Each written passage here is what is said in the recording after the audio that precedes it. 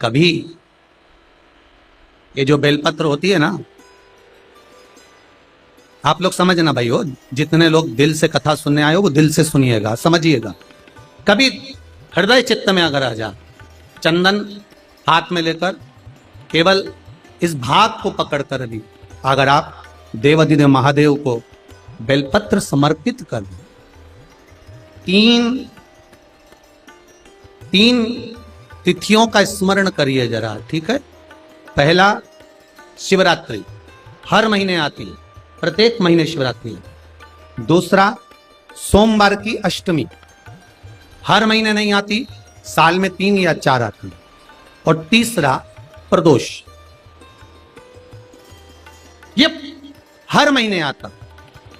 जब आपके हृदय में कभी कोई बात आ जाए कि बाबा आज मेरा मन ये कह रहा है और आपको सुनना है बाबा, आपको स्वीकारना है बाबा, आपको मेरे मन की बात जानना है बाबा, बस हाथ में चंदन लगाया, बेलपत्री का भाग इस तरह से पकड़कर शिव जी से अपने हृदय की बात कहकर, मेरे देवाधिदेव महादेव से दिल से कहकर, अशोक सुंदरी वाली जो जगह होती है, आपको बताया है अशोक सुंदरी का जो स्थान होता है, ये शिवलिंग, यहाँ अशोक सुंदरी की जगह, इस बेलपत्र को अशोक सुंदरी वाली जगह पर, जहां शिवलिंग है, शिवलिंग की साइड पर पहले नंबर की पत्ती का मुख होना चाहिए, बस उसको रख दीजिए और उस पर थोड़ी देर हाथ रखकर अपने हृदय की बात मेरे महादेव को दिल से कहकर आ जाइए।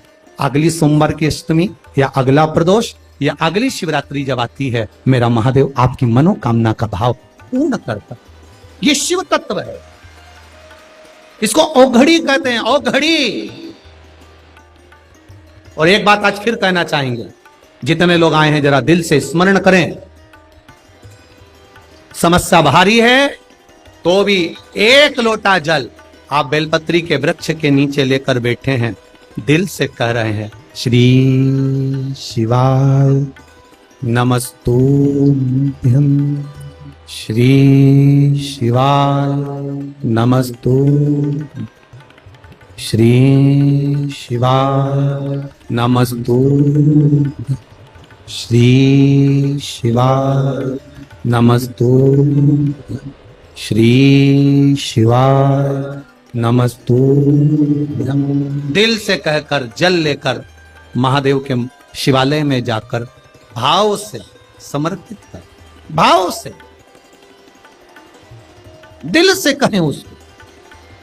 और आपसे निवेदन है, किसी दुनिया के लोगों के सामने जाकर हाथ मत फैलाना, कभी दुनिया के लोगों के आगे जाकर हाथ मत फैलाओ, दुनिया के लोगों के आगे जाकर अपना दुखड़ा मत सुनाओ। अगर सुनाना है अपने दुखड़े को, अपने दिल की बात, तो कभी किसी बेलपत्र का वृक्ष हो उसके नीचे 2 मिनट बैठ जाना और श्री शिवाय नमस्तुभ्यं या पंचाक्षर नमः शिवाय या षडाक्षर ओम नमः शिवाय, वो थोड़ी देर, ज्यादा नहीं बोलूंगा, 2 मिनट मौन होकर बैठना, बेलपत्री के वृक्ष की जड़ की ओर आपका मुख कर लेना और 2 मिनट अगर दुख है जीवन में, तकलीफ है, तो बेलपत्री के वृक्ष के नीचे बैठकर अपने दिल की बात महादेव से, पार्वती से कह देना, अपने दिल की बात।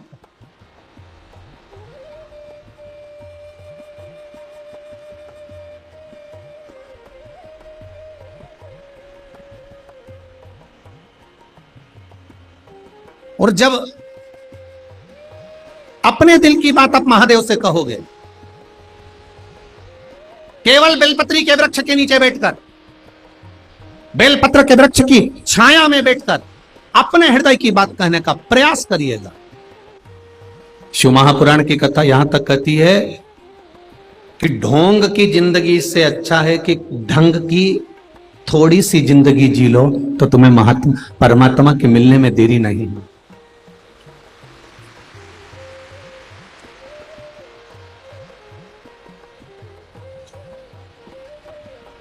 किसी को बताकर, किसी को कहकर, मैं 2 घंटे भगवान का भजन करता हूं, मैं 3 घंटा भगवान का भजन करता हूं, मैं 4 घंटा भगवान का भजन करता हूं, मैं 5 घंटा भगवान का भजन करता हूँ, मैं इतनी देर माला लेकर बैठता हूँ, मैं इतनी देर भगवान का पूजन करता हूँ, मैं इतनी देर देवादिदेव महादेव पर जल चढ़ाता हूँ, मैं इतनी देर भगवत भजन में लगा रहता हूँ। ये सब कुछ बताने की जरूरत मेरे महादेव को नहीं है।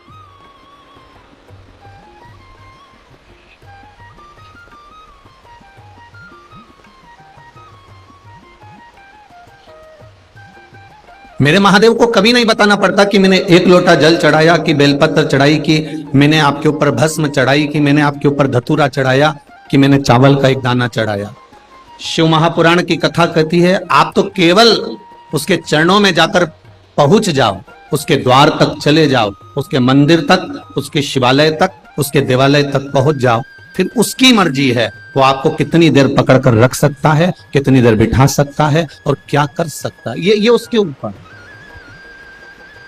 मैंने तेरे ही भरोसे बाबा, तेरे ही भरोसे हवा में चल उड़ती बाबा, डोर तो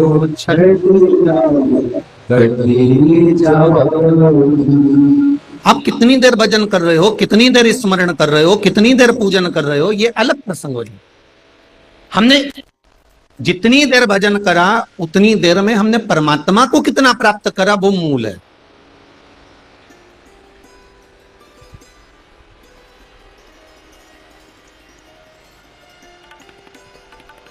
पांच लोगों को नींद नहीं आती महाराज। कितने लोगों को? बोलो बोलो, जम के बोलो जरा। 5 लोगों को नींद नहीं आती, वो सो नहीं सकता रात भर।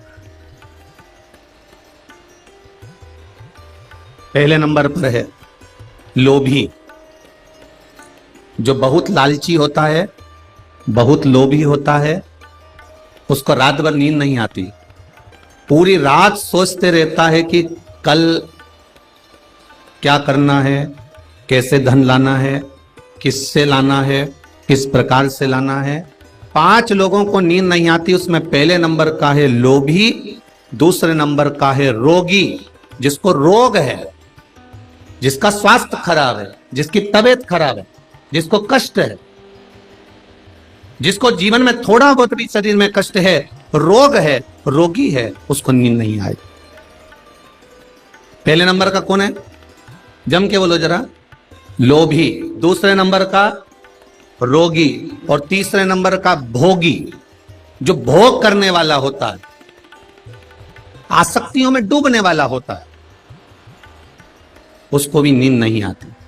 वो कितना ही प्रयास कर ले, वो सो नहीं पाता। चौथे नंबर पर है कामी, कामना में डूबने वाला, रात भर विचार करता रहता है, कामना में डूबा रहता है, काम में डूबा रहता है, कामी को नींद नहीं आती। और 5वें नंबर पर है ढोंगी, ढोंग करने वाला, उसको भी रात भर नींद नहीं आती। वो यही सोचता रहता है कि कल मैं क्या करूंगा। एक ढोंग करने वाले को भी नींद नहीं आती, कल क्या मुझे करना है, कल मुझे क्या दिखाना है, कल मुझे कौन सा ढोंग करना है, कल मुझे कौन सा प्रपंच करना है, कल मुझे कौन सा एक प्रपंच कर कर दुनिया के लोगों को रिझाना है। तो 5 लोगों को नींद नहीं आती। पहला लोभी, दूसरा रोगी, तीसरा भोगी, चौथा कामी और 5वां ढोंगी। जो ढोंग करने वाला होता है, प्रपंच करने वाला होता है, दिखावा करने वाला होता है, जो थोड़ी थोड़ी देर में ढोंग कर कर दुनिया के लोगों को अपने काबू में करना जानता है, वो ढोंगी को भी दूसरे दिन क्या करना है इसलिए नींद नहीं आती। दुनिया में केवल एक व्यक्ति को चैन की नींद आती है, वो है हमारा त्यागी संत साधु, अलमस्त होकर सोता है, उसे कोई मतलब नहीं। एक भगवत भजन करने वाला, कीर्तन करने वाला, ठाकुर से लड़ लड़ाने वाला, राम कहने वाला, कृष्ण कहने वाला, शिव की आराधना करने वाला, भगवत भजन करने वाला, मंत्र जाप करने वाला, स्मरण करने वाला, नाम परमात्मा का लेने वाला और भगवान की सेवा में 24 घंटे लगे रहने वाले को पलंग पर पड़ते से ही नींद आ जाती है, क्योंकि वो परमात्मा पर छोड़कर सोता है। उसके भीतर ना लोभ है, उसके भीतर ना काम है, उसके भीतर ना रोग है, उसके भीतर ना वासना है, उसके भीतर ना आसक्ति है, उसके भीतर ना ढोंग है। वो जितना करता है वो परमात्मा को पाने के लिए करता है, परमात्मा की प्राप्ति के लिए करता है। इसलिए शिव महापुराण की कथा कहती है कि जब आप एक लोटा जल लेकर देवाधिदेव महादेव के पास में जाते हो, आप एक लोटा जल अर्थात हाथ में कलश आता है और हमारे घर का क्लेश चला जाता है। वो एक लोटा जल लेकर जब हम देवाधिदेव महादेव के पास पहुंचते हैं तो हम इन सभी चीजों से छूट जाते हैं और परमात्मा के, मेरे देव अधिदेव महादेव के, मेरे शंभु के, मेरे राम के, मेरे कृष्ण के हम हो जाते हैं।